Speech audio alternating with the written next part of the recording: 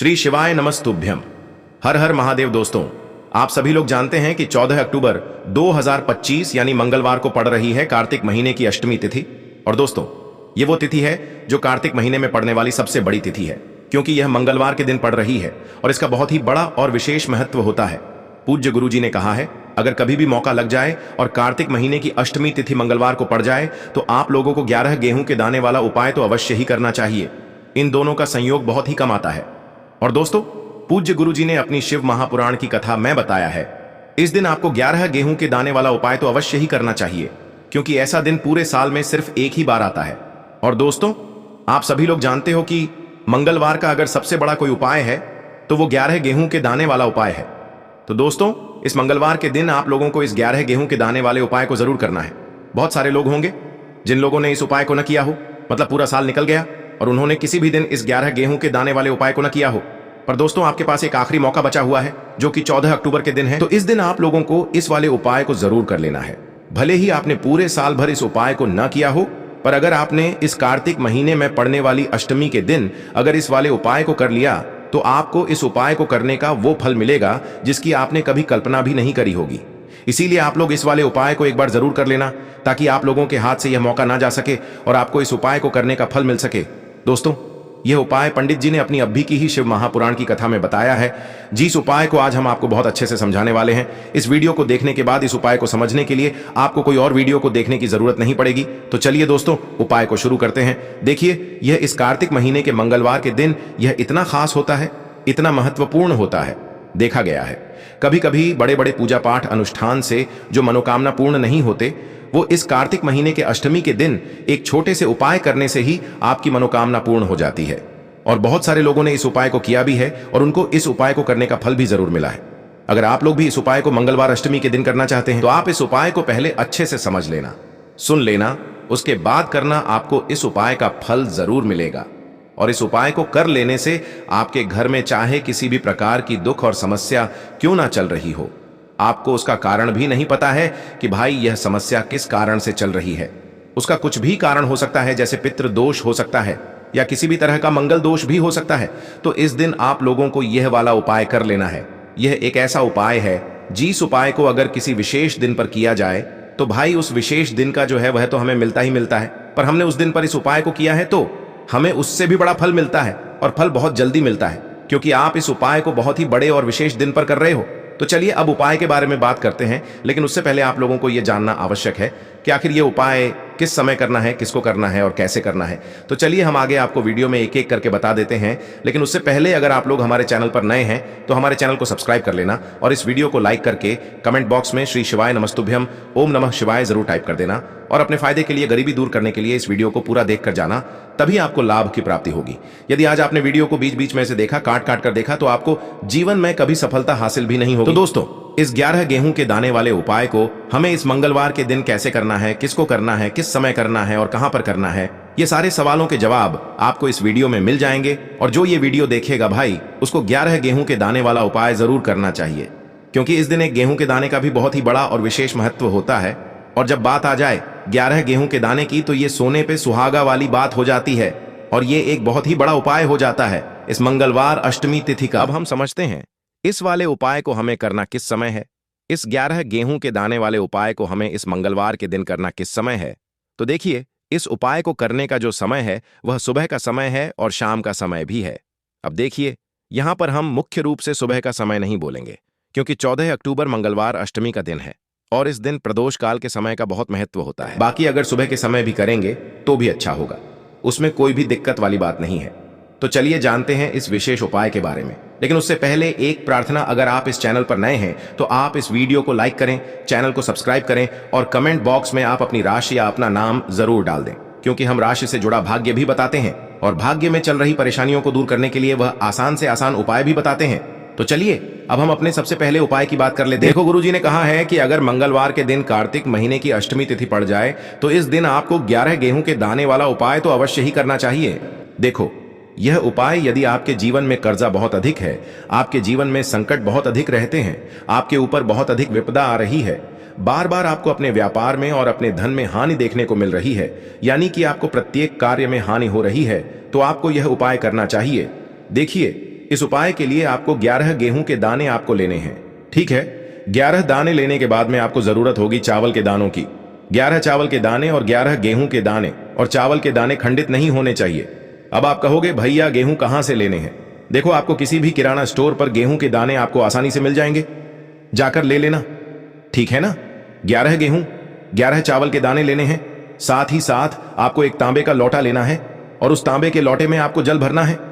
जल आपका खुद के घर का होना चाहिए, मंदिर का नहीं होगा। अब आप ये सब सामग्री लेकर पहुंच जाओगे महादेव के शिवलिंग के पास में। शाम के टाइम पे प्रदोष काल में देखो, जब आप ये उपाय कर रहे हो तो अपना फेस रखना उत्तर दिशा, नॉर्थ डायरेक्शन की तरफ। अब यहां पर जो मैं आपको क्रम बताने जा रहा हूं ना, उस मेरे क्रम को बहुत ध्यान से सुनिए। महादेव को अगर कोई सबसे प्रिय है ना, तो उनकी सबसे छोटी पुत्री जिनका नाम है माता अशोक सुंदरी, जो आपके पास में चावल के 11 दाने हैं ना, उन चावल के 11 दानों को माता अशोक सुंदरी के स्थान पर आपको अपना नाम और गोत्र बोलते हुए समर्पित कर देने हैं, है ना? और चावल के दानों को रखने के बाद में जो आपके पास में तांबे का लोटा है ना, उस तांबे के लोटे को कहीं पे भी हम जल नहीं चढ़ेंगे। सिर्फ और सिर्फ माता पार्वती का जो हस्त कमल आपको दिख रहा है, यहीं पे गोल गोल आपको समर्पित करना है, उसी जल को, और कहीं नहीं। ना तो माता अशोक सुंदरी के स्थान पर, ना तो शिवलिंग के ऊपर, सिर्फ आपको यहाँ पे गोल गोल जलाधारी पर आपको उस जल को समर्पित करना है। अब आपके पास में बचे हुए हैं 11 गेहूं के दाने और बचे हैं।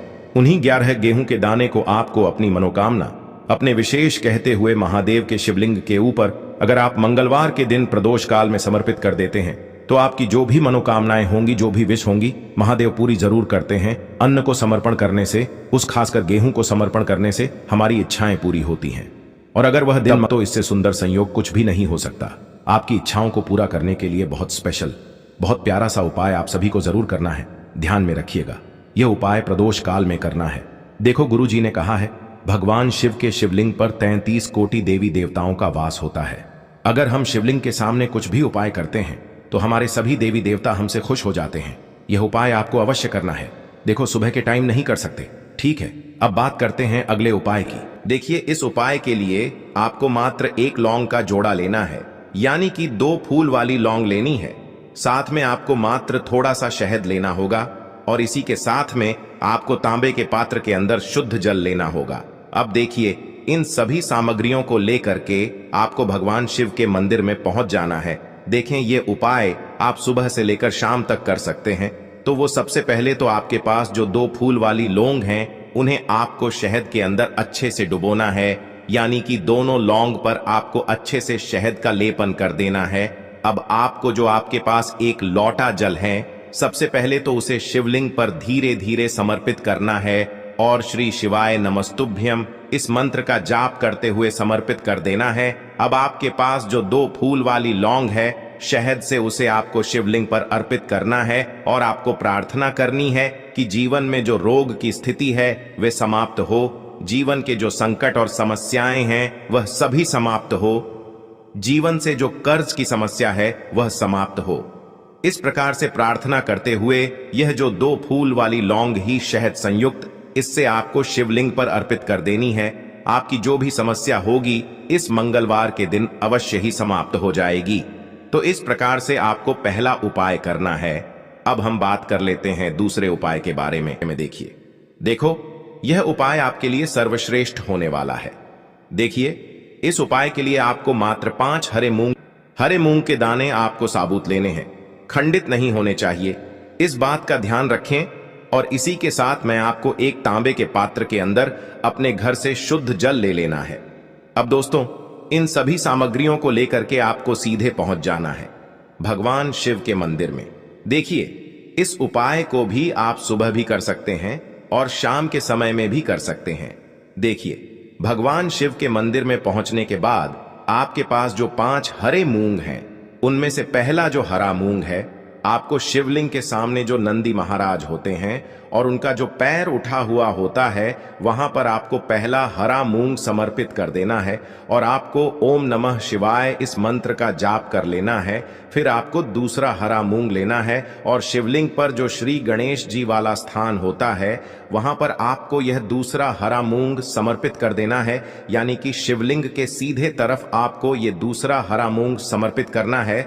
और फिर आपको ओम नम शिवाय या फिर श्री गणेशाय नम इस मंत्र का जाप कर लेना है। तीसरा, हरा मूंग का दान आपको भगवान शिव की सबसे प्रिय पुत्री माता अशोक सुंदरी वाले स्थान पर समर्पित करना होगा।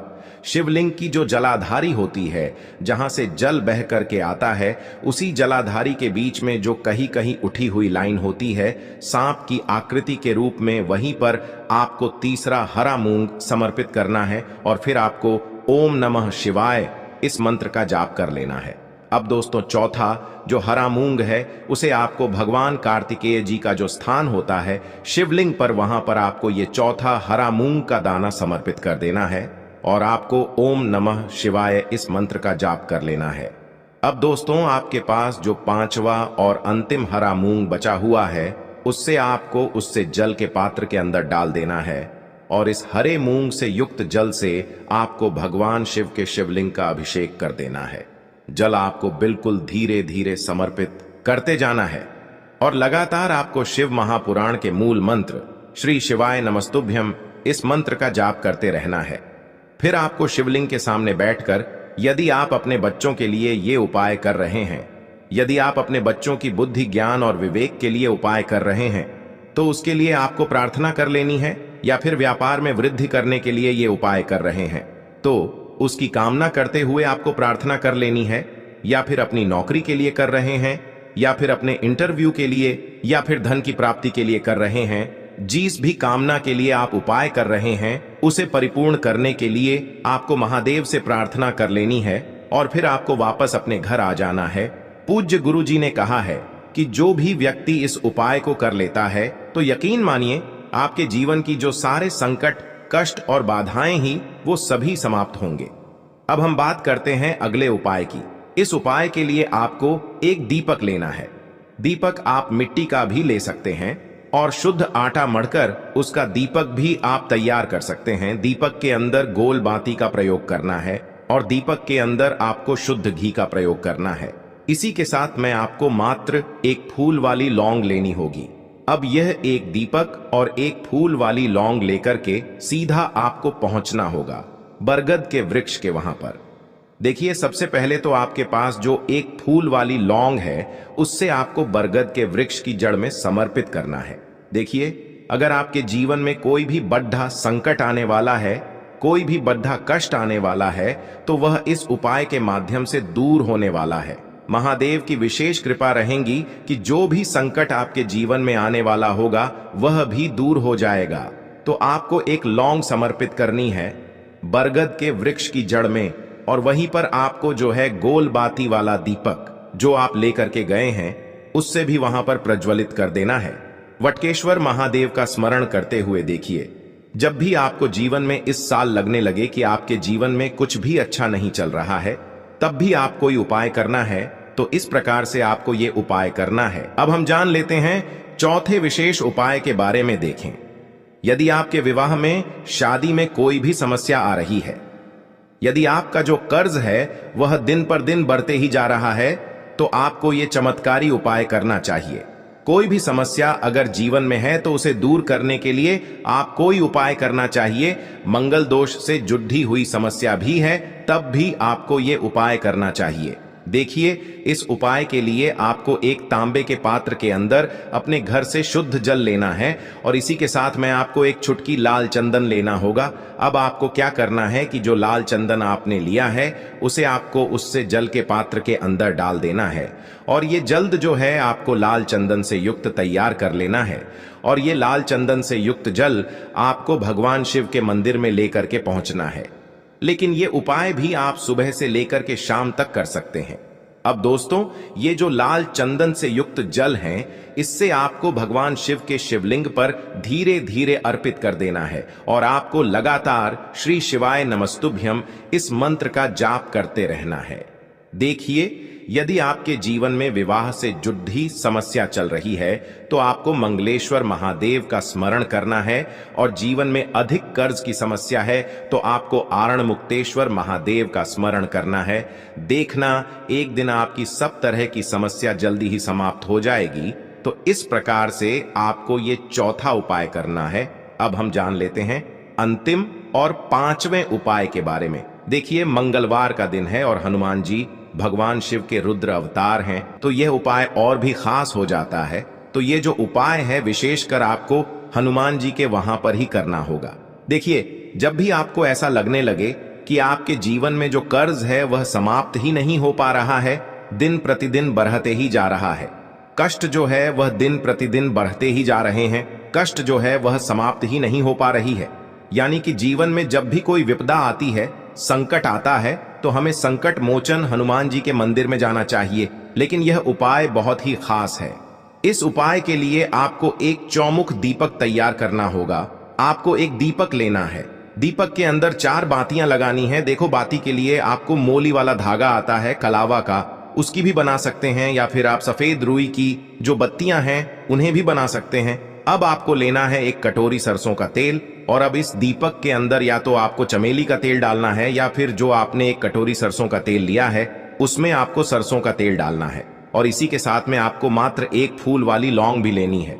देखिए, अब जो ये दीपक है और लौंग है, इन दोनों का आपको हनुमान जी के मंदिर में लेकर के पहुंचना है। अब सबसे पहले तो ये जो चौमुखी दीपक है, इसे आपको हनुमान जी के सामने प्रज्वलित करना है। दीपक को प्रज्वलित करने के बाद आपको वहीं पर एक बार हनुमान चालीसा का पाठ करना है, या फिर आप आरणमोचक मंगल स्तोत्र का पाठ भी कर सकते हैं। अब आपके पास जो एक फूल वाली लोग है, उनसे आपको अपने सीधे हाथ में रखना है। आपको प्रार्थना करनी है हनुमान जी से कि जीवन की जो भी संकट है, विपदा है, वो सभी आपकी कृपा से दूर हो। और ये जो एक लौंग है, इससे भी आपको उससे चौमुखी दीपक के अंदर डाल देनी है और अपनी मनोकामना बोल देना है। गुरु जी कहते हैं कि कुछ दिनों में ही आपकी सब मनोकामना पूरी हो जाएगी। तो इस प्रकार से ये सुंदर सा और सरल सा उपाय करना है। बात कर लेते हैं जो कि है तुलसी जी के पत्तों का बहुत ही चमत्कारिक उपाय। देखिए, हम सभी के घरों में माता तुलसी का पौधा अवश्य ही होता है। तो देखिए, हमें तुलसी जी के पौधे से सबसे पहले तो 3 पत्ते तोड़ने हैं। तो देखिए, तुलसी जी के आपको 3 पत्ते तोड़ लेने हैं, और इन तुलसी जी के पत्तों को तोड़ने के बाद आपको एक छुटकी हल्दी भी अपने साथ में लेनी है। हल्दी के अंदर आपको जल मिलाकर के पेस्ट के रूप में तैयार करना है, और इसी के साथ में आपको एक दीपक भी लेना होगा। दीपक आप मिट्टी का भी ले सकते हैं, आटे का भी ले सकते हैं, और इस दीपक में आपको शुद्ध घी डाल करके इसमें आपको लंबी रुकी बाती का प्रयोग करना है। देखिए दोस्तों, आपके पास है 3 तुलसी जी के पत्ते। तो पहला जो तुलसी जी का पत्ता है, उस पर आपको सबसे पहले तो जो आपने हल्दी ली है उसकी एक बिंदी लगानी है। और पहला जो तुलसी जी का पत्ता है, आपके घर में भगवान विष्णु का चाहे कोई सा भी स्वरूप हो, चाहे लड्डू को गोपाल जी का स्वरूप हो, या फिर भगवान कृष्ण की आपके मंदिर में प्रतिमा हो, या फिर भगवान श्री राम की प्रतिमाएं, उनके सामने आपको पहला तुलसी जी का पत्ता अर्पित करना है। अब देखिए दोस्तों, आपके पास जो 2 तुलसी जी के पत्ते हैं और आपके पास जो एक दीपक हैं, इन्हें आपको लेकर के पहुंचना है अपने ही घर में तुलसी जी के पौधे के पास में। देखिए, सबसे पहले तो आपके पास जो 2 तुलसी जी के पत्ते हैं, उन पर भी आपको हल्दी की एक एक बिंदी लगानी है, और उन दोनों ही तुलसी जी के पत्तों को